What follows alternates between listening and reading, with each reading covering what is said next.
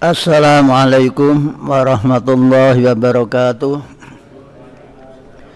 Para bapak dan saudara-saudara semua yang kami hormati, langsung saja kita mulai kajian tafsir Al-Quran malam hari ini dengan bacaan basmalah bersama. Bismillahirrahmanirrahim. Innal hamdalillah nahmadu wa nasta'inu wa nastaghfiruh wa na'udzu billahi min syururi anfusina wa min sayyiati a'malina may yahdihillahu fala mudhillalah wa may yudlilhu fala hadiyalah. Asyhadu an la ilaha illallah wahdahu la syarikalah wa asyhadu anna Muhammadan abduhu wa rasuluh. Allahumma shalli wa sallim wa barik ala nabiyyina habibina Muhammad sallallahu alaihi wasallam wa ala alihi wa sahbihi wa man tabi'ahu ila yaumil qiyamah. Amma ba'du. Qala Allah ta'ala a'udzu billahi minasyaitonir rajim. Bismillahirrahmanirrahim. Dzalikal kitabu la raiba fihi hudal lil muttaqin wa nunazzilu minal qur'an ma huwa shifaa'un wa rahmatul lil mu'minin. Inna nahnu nazzalna dzikra wa inna lahu lahafidun. Wa qala Rasulullah sallallahu alaihi wasallam khairukum man ta'allama al-Qur'an wa 'allamahu man qara'a harfan min kitabillah falahu bi hasanatun wal hasanatu bi asri amsalihha. Wa qra'ul Qur'an fa innahu ya'ti yaumal qiyamati syafi'an li ashabihi au kama qala. Pertama dan utama, marilah tiada hentinya kita senantiasa mensyukuri segala karunia, nikmat dan rahmat Allah yang telah dilimpahkan kepada kita semua, sehingga dengan bersyukur Allah berjanji akan memberikan tambahan nikmat dan karunia serta rahmatnya pada masa-masa berikutnya.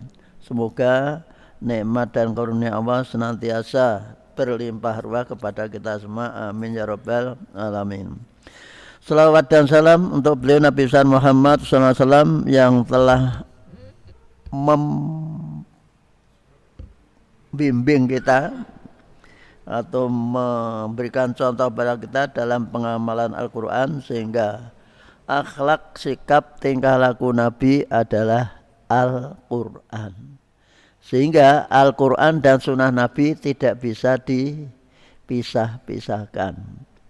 Antara Quran dan sunnah Nabi tidak bisa dipisah-pisahkan. Kalau ingin melihat prakteknya, praktek ibadah Nabi, ya kita berusaha belajar hadis Nabi. Hadis yang khusus tentang ibadah dan hukum, yaitu ada hadis khusus namanya Bulughul Maram. Untuk itu kalau ada yang menginginkan bisa dicari waktu yang lain, yaitu ngaji tentang praktek-praktek ibadah Nabi yang disebut dalam kitab Bulughul Maram. Baiklah, kita baca Fatihah bersama. A'udzu billahi minasy syaithanir rajim. Bismillahirrahmanirrahim. Alhamdulillahi rabbil alamin. Ar-Rahmanir Rahim. Maliki yaumiddin. Iyyaka na'budu wa iyyaka nasta'in. Ihdinas siratal mustaqim. Siratal ladzina an'amta 'alaihim ghairil maghdubi 'alaihim waladdallin. Amin. Ayat ke-35, 34 ya. Ya ayyuhalladzina amanu inna katsiran minal ahbari warruhbani la ya'kuluna amwalan nasi bil batil wa yasud yasudduna an sabilillah walladzina yaknizuna adh-dhahaba wal fiddata wa la yunfiqunaha fi sabilillah wabashshirhum bi'adzabin alim. Monggo. Ya ayyuhalladzina amanu inna katsiran minal akhbari warruhbani la ya'kuluna amwalan nasi bil batil wa yasudduna an sabilillah walladzina yaknizuna adh-dhahaba wal fiddata wa la yunfiqunaha fi sabilillah wabashshirhum bi'adzabin alim. Ulangi. Ya ayyuhalladzina amanu inna katsiran minal ahbari warruhbani la ya'kuluna amwalan nasi bil batil wa yasudduna an sabilillah walladzina yaknizuna adh-dhahaba wal fiddata wa la yunfiqunaha fi sabilillah wabashshirhum bi'adzabin alim. Ya ayyuhalladzina, wahai ingat orang-orang atau mereka amanu yang beriman. Yang punya arti ingat apa? Hak. Hak itu disebut hak litambih. Untuk bahasa dibaca apa adanya, wahai ingat orang-orang yang beriman. Nah, kata hak itu kemudian rata-rata dihilangkan menjadi wahai orang yang beriman. Nah, dibaca aslinya apa adanya, wahai ingat orang-orang yang beriman. Inna kasiron, sesungguhnya kebanyakan, akal-akal berarti ada yang tidak, kebanyakan minal ahbari dari orang-orang alim Yahudi. Orang alim itu menurut orang Islam disebut kiai, orang Yahudi disebut robani. Menurut siapa Pak? Robani, Robi bukan Robani, Robi, Rabi. Pendeta-pendeta Yahudi itu namanya akhbar. Warruhbani, dan pendeta-pendeta Nasrani itu ruhban. Tapi ada yang mengartikan itu orang-orang ahli ibadah. Nah, pendeta namanya qisisin, bahasa Arabnya qisisin. Mungkin pastor. Nah, ruhban itu pendeta. Layak kuluna, benar-benar mereka memakan, mengambil, memetik, memungut amwalan nas, harta-harta orang-orang atau harta manusia, harta jamaahnya, harta pengikutnya. Yang dimaksud nas yaitu pengikutnya. Bil batili, dengan cara yang tidak benar. Batil tidak benar. Bagaimana caranya? Dijelaskan dalam tafsir bahwa mereka itu membuat rekayasa agar mendapatkan masukan untuk gereja. Di antaranya dengan sistem 10% kekayaan harus disetorkan ke gereja. Bentuknya bisa dalam bentuk pemerasan, dalam bentuk penipuan, dan dalam bentuk juga paksaan, pungutan. Dimulai dari karena mereka merasa punya posisi kedudukan yang dianggap suci, maka ada anggapan dari pengikutnya bahwa doanya pendeta itu mesti diijabahi. Lalu mintalah didoakan. Ketika didoakan kemudian yang minta doa itu memberikan jasa. Apa namanya? Nah, di Indonesia sudah menjadi namanya wajib. Di Jawa ada wajib. Itu ketentuan dari Belanda dulu. Jadi mudin atau kiai yang berdoa itu diberi wajib. Ada yang mengatakan amplop. Tapi kalau amplop dok, ya tidak mau, harus ada isinya. Ini sistemnya. Lah orang yang berdoa itu kemudian bersekongkel kerjasama dengan pendeta, kemudian mengajak orang lain. Enak kepengen didoakan, datangkan saja Pak Pendeta Sulaiman, umpama saja. Nah, sehingga akhirnya mereka setiap punya keperluan selalu minta doa kepada pendeta itu. Itu namanya penipuan atau pemerasan. Karena seperti itu akhirnya berkelanjutan, jadilah mereka merangkap sebagai dukun. Dukun itu apa? Maka Nabi untuk mengantisipasi itu melarang umatnya untuk mendatangi dukun. Man atakahinan, siapa yang datang kepada dukun atau arrofan, atau wong Indonesia mengatakan apa Pak? Arrofan tuh wong pinter. Dirubah supaya tidak semata-mata dukun, dirubah jadi orang pintar. Fasa'alahu, kemudian ia bertanya tok itu. Lam tuqbal sholatuhu arba'ina yauman. Sholatnya tidak diterima selama 40 hari. Risikonya berat ya. Jadi maka umat Islam, orang yang beriman tidak boleh mendatangi dukun menanyakan sesuatu. Kula niku badhe gadah damel saene dinten napa. Itu termasuk.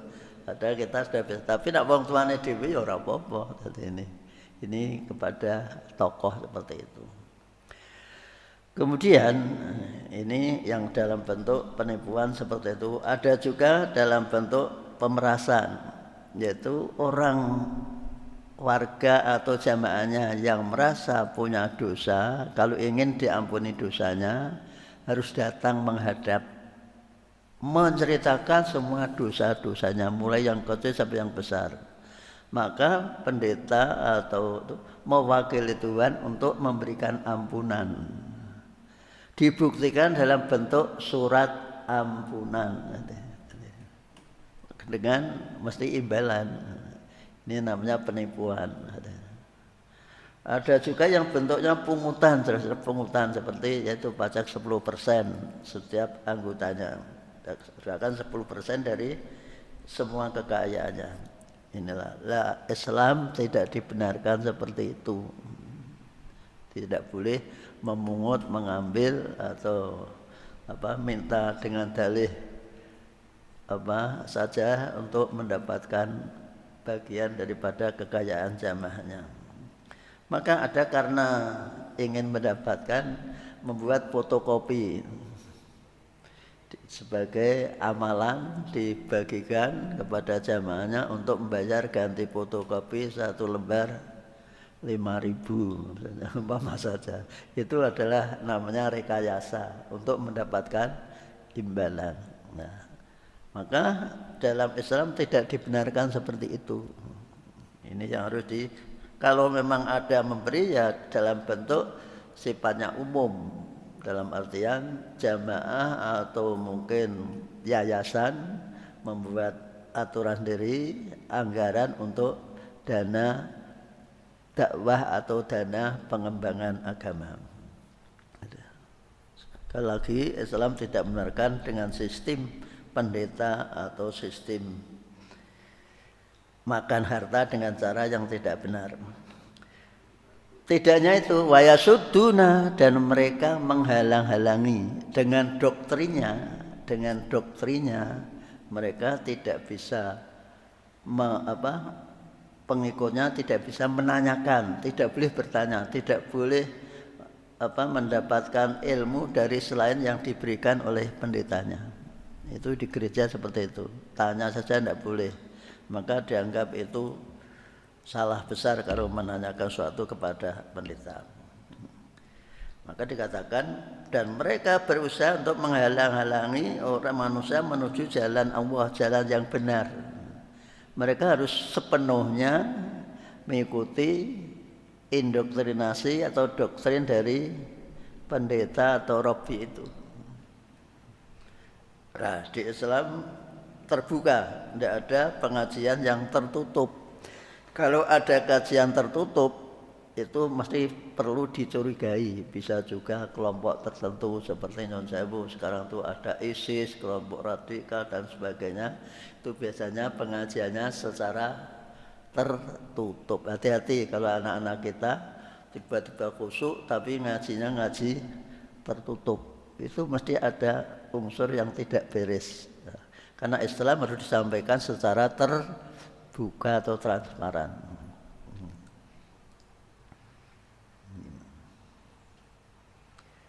Walladzina, pengumpulan harta kekayaan itu kemudian mereka kerjasama dengan raja-raja untuk mendapatkan penghasilan untuk gereja-gereja atau untuk para pendeta. Maka rata-rata kalau di Indonesia tempat-tempat kegiatan gereja itu mesti mendapat tempat yang strategis karena oleh Belanda mereka diistimewakan. Tempatnya mesti bagus-bagus, tempat-tempat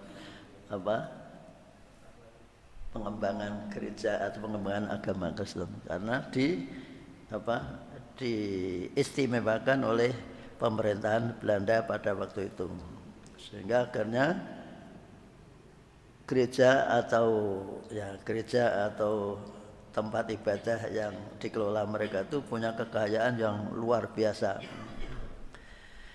Maka disindir oleh Allah pada ayat berikutnya, diingatkan walladzina yaknizuna adz-dzahaba wal fiddata, dan orang-orang yang menyimpan menumpuk itu apa ya? Menyimpan hartanya berupa emas. Bab dulu itu harta ukurannya emas. Wal fiddata, dan perak. Kalau sekarang apa? Nah, ATM atau rekening. Sekarang rekening atau rekening, sehingga aliran uang itu tidak ada yang tahu kecuali dari yang memberi dan yang diberi, kecuali apa Pak? LPT, lembaga yang ngontrol uang itu apa Pak Messi? LPTK itu bisa mengetahui semua aliran uang, bisa diketahui. Nah, tapi ngurusi sekian banyaknya itu kalau tidak waspada ya bisa kecolongan.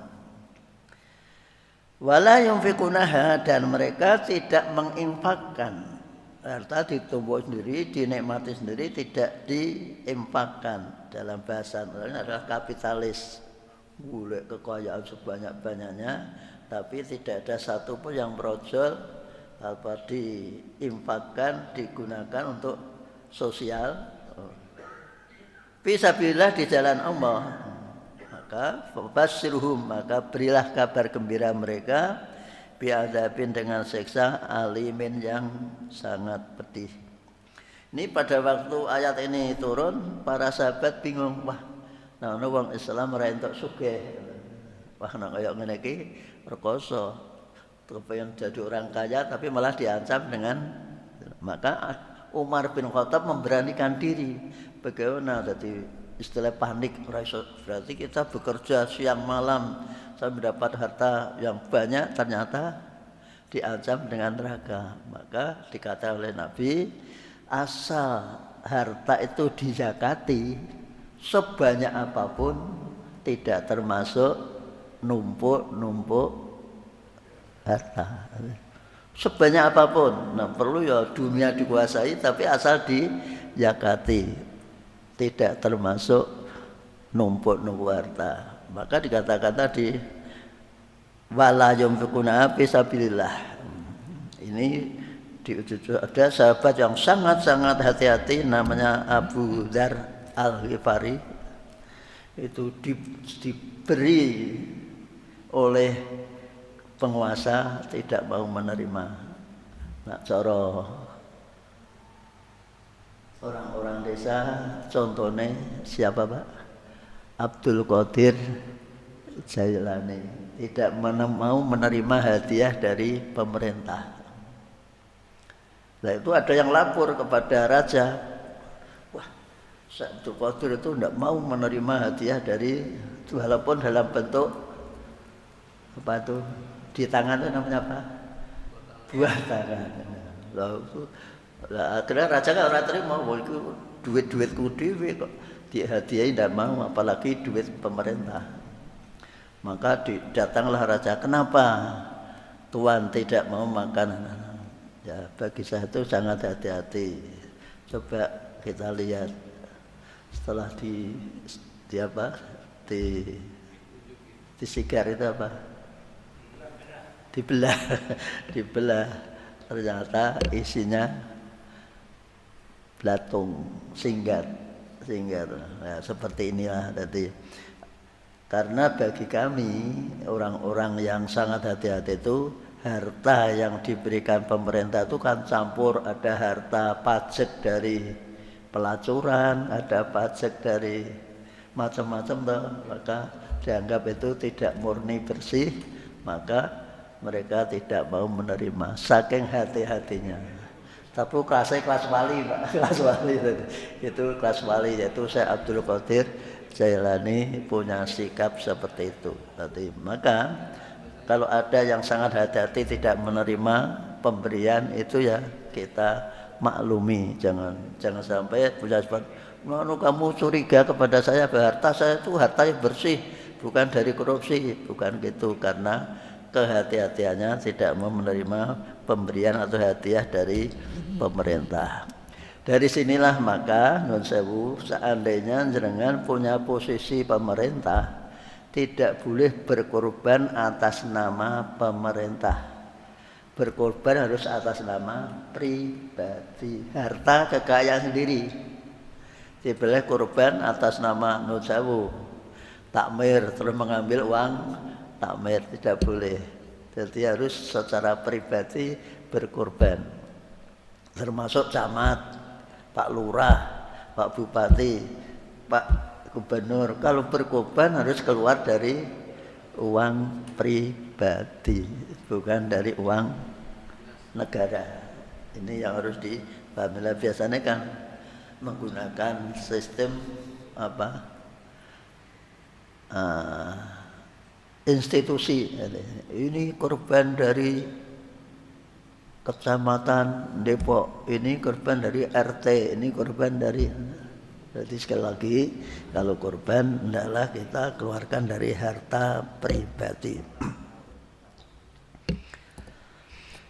Yauma yuhma 'alaiha fi nari jahannam fatukwa biha jibahuhum wa junubuhum wa duhuruhum hadza ma kanastum li anfusikum fadzuqu ma kuntum taknizun. Boleh jangan berhenti li anfusikum. Hadza ma kanastum li anfusikum fadzuqu ma kuntum taknizun. Monggo bersama. Yauma yuhma 'alaiha fi nari jahannam fatukwa biha jibahuhum wa junubuhum wa duhuruhum kanaztum li anfusikum.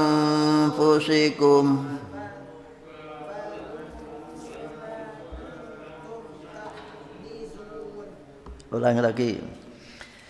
Yauma yuhma 'alaiha fi nari jahannam fatukwa biha jibahuhum wa junubuhum wa duhuruhum hadza ma kanastum li anfusikum Faduku ma kuntum taknizun. Yauma yuhma, ingatlah saat disetrika atau dibakar, dipanaskan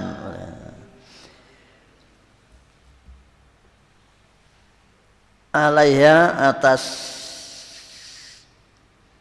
harta tadi, emas dan perak tadi, fi nari jahannama, di neraka jahanam. Fatukwa maka menjadi terbakarlah, menjadi panaslah, tersetrikalah biya dengan nar neraka itu jibahum batuke. Batuk itu apa? Wajah, jibahum batuke mereka, jidat mereka, jidat ya.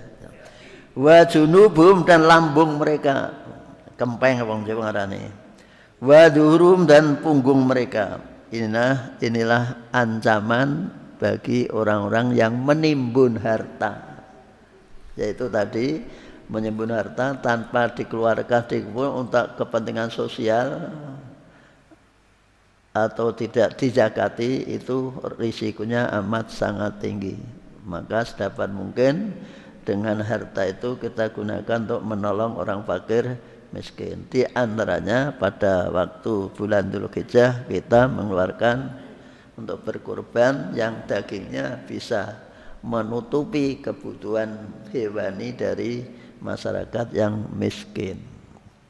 Namun sekali lagi jangan sampai panitia mengambil porsi yang banyak untuk kene. Jadi hati-hati.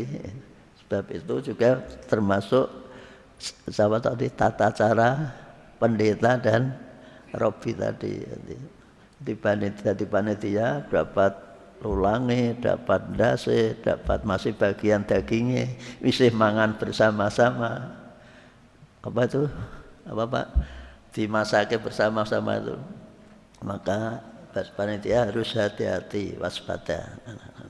Ini yang harus disikapi. Bukan tidak boleh, justru kita panitia itu ingin menempatkan bahwa daging kurban itu harus betul-betul sampai kepada yang berhak. Menurut Al-Quran surat Al-Hajj, wa kulu minha wa atimul ba'isal faqir, berikanlah makanlah sebagian. Jadi yang kurban itu kan boleh makan sepertiga, kemudian berilah makan atau berikan daging yang lain itu untuk ba'is, itu orang yang amat sangat melarat, al-fakir lagi fakir. Jadi, orang yang sangat tidak pernah makan daging itu perlu dipikirkan.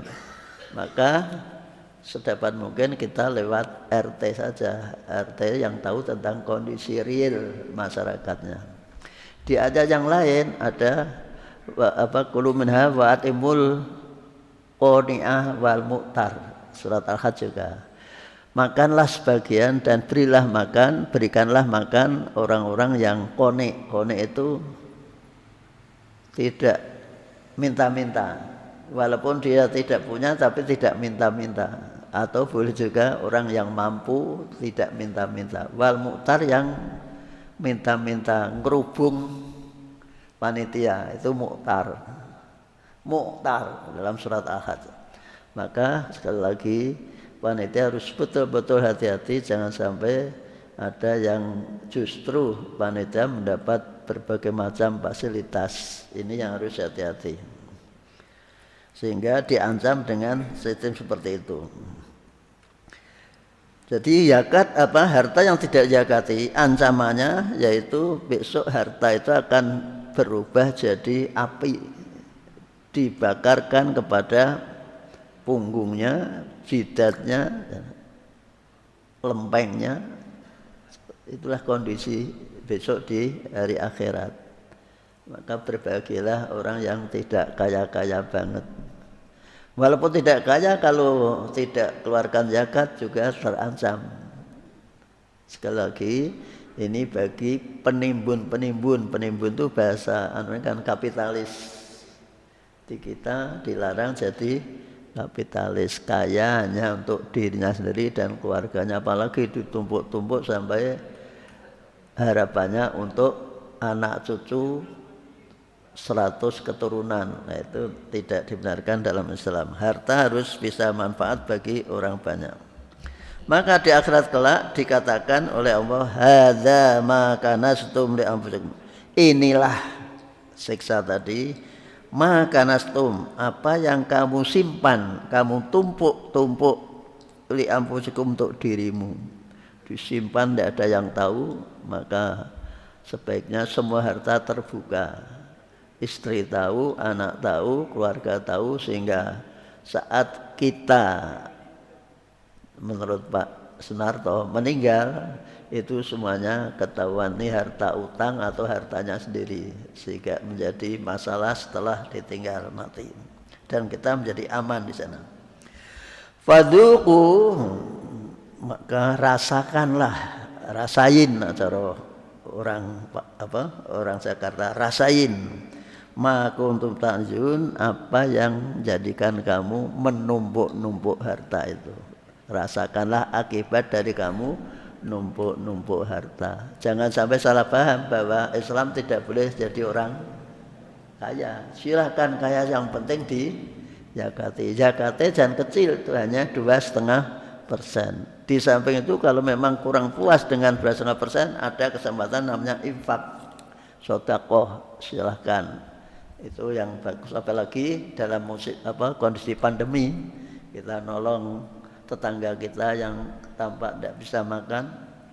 Bab masyarakat itu ada dua tadi, satu koni, dua muktar. Koni itu orang yang sebetulnya tidak bisa makan, lapar tapi tidak mau minta-minta, harga diri. Koni itu orang yang punya harga diri. Tapi ada yang muktar, baru disembelih orangnya sudah datang, itu. Nah, wong Jawa muktar napa? Muktar itu napa? Ada yang ngarani rai gedek. Tahu rai gedek? Siapa ini? Jadi tahu rai gedek? Tidak punya malu. Bukan tidak punya kemaluan, tapi tidak punya malu. Jadi sampai diketahui setiap ada kegiatan mesti ada orang itu ternyata mengharapkan pemberian. Nah, itu disebut, orang Jawa mengatakan rai gedek. Inna iddatas syuhuri indallahi isna asyara syahran fi kitabillahi yauma khalaqas samawati wal ardh minha arba'atun hurum dzalikat tinul qayyimu fala tadlimu fihinna anfusakum wa qatilul musyrikina kaffatan kama yuqatilunakum kaffah wa'lamu annallaha ma'al muttaqin. Monggo. Inna iddatas syuhuri indallahi isna asyara syahran fi kitabillah yauma khalaqas samawati wal arda minha arba'atun hurum dzalikat tinul qayyim fala tadlimu fihinna anfusakum wa qatilul musyrikina kaffatan kama yuqatilunakum kaffah wa'lamu annallaha ma'al muttaqin. Yang harus kita ketahui ada yang wakaf tapi sebetulnya tidak boleh, yaitu la di bawahnya ada angka 5, itu tidak boleh berhenti. Contohnya dzalikat dinul qayyimu fala tadlimu fihinna anfusakum. Kalau ini waqatilu karena ada wawu itu boleh dihentikan karena diasapkan fala tadlimu. Seperti wa'lamu itu kemudian boleh diwakafkan dan boleh dibaca terus. Jadi satu ayat itu boleh dengan baca terus. Kode-kode wakaf itu sebagai peringatan kalau nafasnya habis. Jadi dalam baca Quran tidak boleh mencuri nafas. Inna iddata syuhur, sebenarnya sesungguhnya bilangan atau jumlah bulan indallahi bagi Allah isna asyara itu 12 sahrun bulan. Jadi bulanan hitungan tahun setahun itu 12 bulan, yaitu dalam kondisi bulan mengitari bumi, bumi mengitari matahari. Nah, bulan mengitari bumi itu jumlahnya 354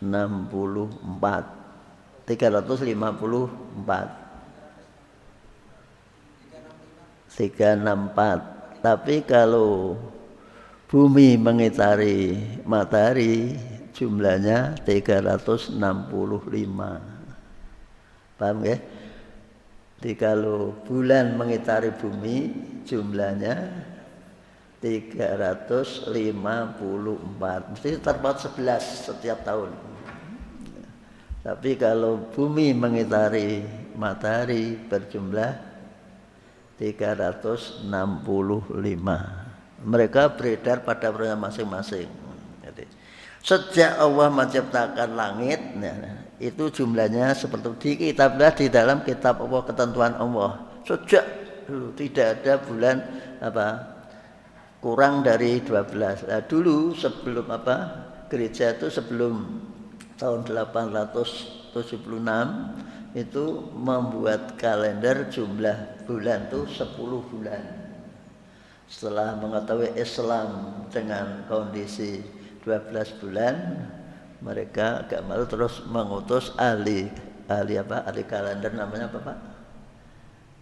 Astronomi, untuk merubah agar bulan-bulan dalam Masehi itu menjadi 12 bulan. Maka jadilah sekarang seperti ini. Maka hitungannya tetap seperti itu, karena yang dihitung bumi mengitari matahari, yang satu bulan mengitari bumi, sehingga hitungannya terpaut 11 hari setiap tahun.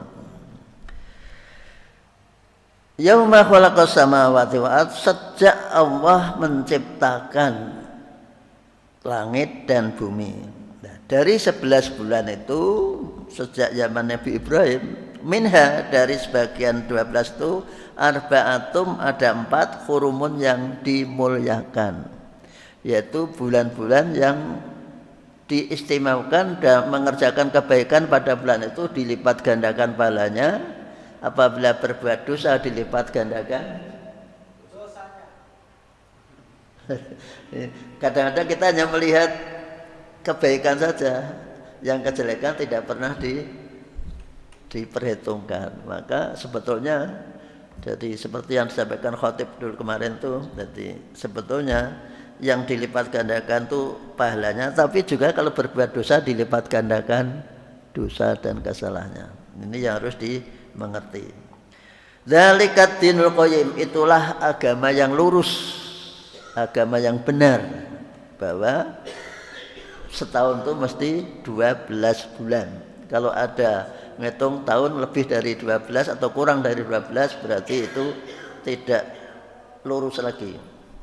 Fala tadzlimu, maka janganlah kalian menganiaya, berbuat dolim ampusakum terhadap dirimu fihina pada 4 bulan itu. 4 bulan yang mulia itu apa? Yaitu Dzulqa'dah, karena sebagai persiapan untuk ibadah haji. Dulu kan tidak pakai pesawat, jalan kaki, maka harus persiapan mulai Dzulqa'dah biar badannya fit, olahraga terus. Akhirnya Dzulhijjah ibadah yang sangat berat. Dzulhijjah 1, Dzulqa'dah, kedua Dzulhijjah, yang ketiga Muharram, karena baru pulang dari ibadah haji, mesti badannya masih capek, maka harus dimuliakan. Yang terakhir yaitu bulan yang ketiga bulan Muharram. Muharram itu Syura, setelah pulang dari Muharram. Terus yang terakhir Rajab itu perpisah. Jadi seandainya sudah 7 atau 6 bulan pulang, itu mesti badannya sudah fit. Maka kalau kepengen umroh, silakan lagi umroh pada bulan Rajab. Maka termasuk bulan yang dimuliakan. Wa qatilul musyrikin, dan perangilah orang-orang yang menyekutukan Allah. Bahasa merangi dengan menggunakan bahasa kiasan. Jadi kita itu dituntut untuk menghilangkan sikap-sikap yang syirik, yaitu menganggap ada Tuhan selain Allah ini. Begitu juga orang-orang musyrik juga berusaha agar kita itu kama yuqatilunakum, sebagaimana orang musyrik juga selalu memerangi kita agar kita menjadi syirik dengan berbagai macam cara. Ada upacara buang kepala kerbau ke laut selatan. Ini ada upacara seperti itu. Di upacara adat yang diwujudkan oleh masyarakat itu banyak berbau syirik. Maka mereka juga berusaha mempengaruhi kita agar kita mau mengikuti. Ini informasi dari Allah. Di orang musyrik itu selalu berusaha agar kita semua juga syirik. Buktinya apa? Di Semeru itu ada, mesti banyak sesaji. Kalau di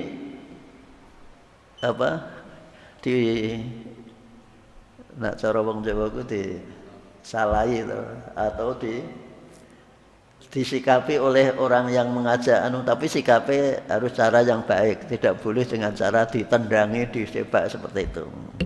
Maka jangan sampai terjadi seperti itu. Memang orang muslim itu, orang mukmin dituntut untuk membuat masyarakat kita menjadi semua percaya kepada Allah Subhanahu wa taala, dimulai dari negara. Maka negara kita sudah mukmin karena negara berdasar tuananya masa mung awake dhewe sing ora sabaran, ora diamalke, akhirnya dirubah-rubah sehingga sekarang bebas sekali, tidak merasa Tuhan negara berketuhanan yang maha. Maka dilanjutkan wa'lamu kafah itu secara total, keseluruhan. Jadi kita berusaha semaksimal mungkin mempengaruhi, merubah orang-orang yang berjiwa syirik itu untuk mengikuti kita. Tapi biasanya sing kalah apa? Kita biasanya kalah. Karena ada pepatah nila setitik, nah kita itu susu, dan mereka nila, biasanya nila sing merusak. Maka marilah kita jaga betul-betul iman kita, karena bagaimanapun menurut informasi Allah ini pasti mereka yang punya jiwa syirik, menganggap ada Tuhan selain Allah, menganggap bahwa untuk sampai kepada waktu harus lewat perantara-perantara, itu selalu ada perantara-perantara makhluk yang tidak tampak.